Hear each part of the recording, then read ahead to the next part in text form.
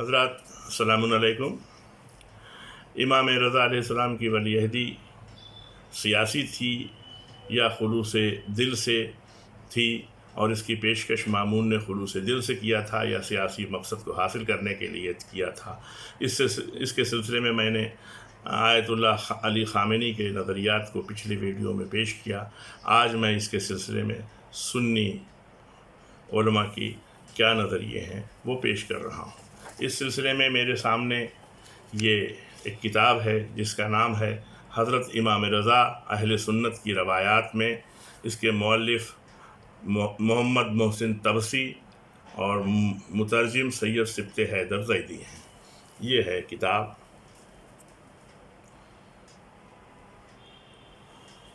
इसके सफ़ा 250 में हेडिंग है मामून का असली हदफ। इस किताब में लिखा जाता है कि हाकिम नैशापुरी ने एक रवायत नक़ल की है जिसमें मामून का असली हदफ बयान हुआ है, और इस रवायत में ख़ुद मामून ने अपनी असली हदफ की तसरीह की है कि हज़रत इमाम रज़ा को ज़बरदस्ती विलायत अहदी सुपुर्द करने से उसके ख़ास हदफ पेश नज़र थे, और कि इस रवायत में मामून के तमाम अहदाफ वाज़े हो जाते हैं।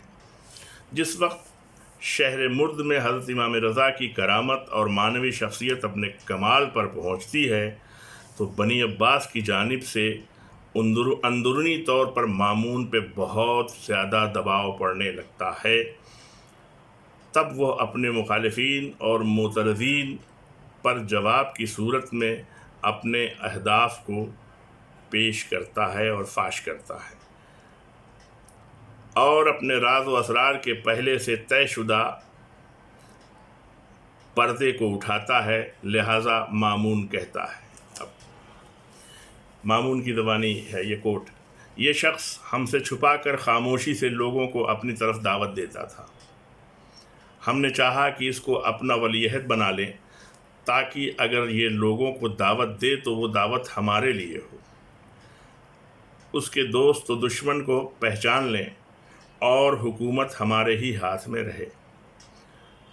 इसके मानने वाले भी समझ लें कि जैसा उसके बारे में एतक़ाद रखते हैं वो ऐसा नहीं है, और इस अम्र खिलाफत के हम मुस्तहक़ हैं न कि वो।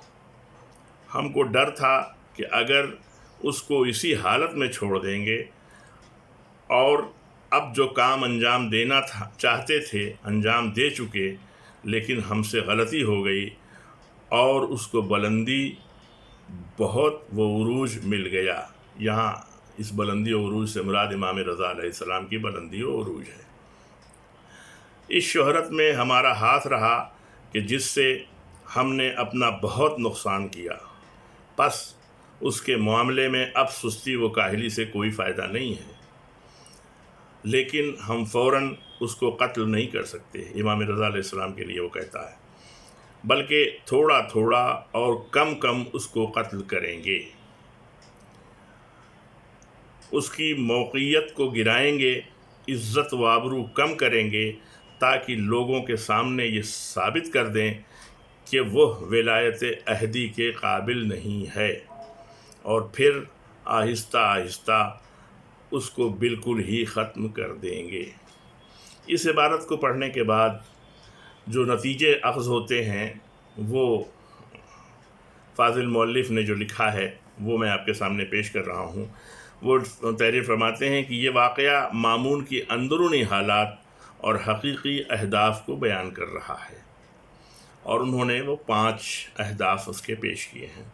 पहला, मामून का असली हदफ खिलाफत को ख़ानदान अलवी के सुपुर्द करना नहीं था। दूसरा, मामून का असली हदफ अपनी हुकूमत की हिफाजत और इमाम को रक़ाबत के मैदान से गिराना था। तीसरा, मामून की जानिब से इब्तिदाए खिलाफत की पेशकश करना ज़ाहिरी व दिखावी के लिए था।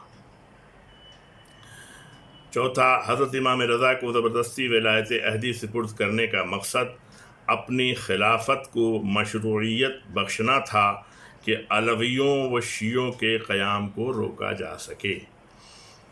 پانچواں، مامون کا اصل ہدف دیگر عباسی خلفاء کی طرح اہل بیت کو سیاسی طور پہ ختم کرنا تھا، یعنی یہ خلافت کی پیشکش ہو یا ولی عہدی کو زبردستی قبول کروانا ہو، اس کا مقصد صرف سیاسی تھا، کوئی اس کے اندر خلوص نہیں تھا۔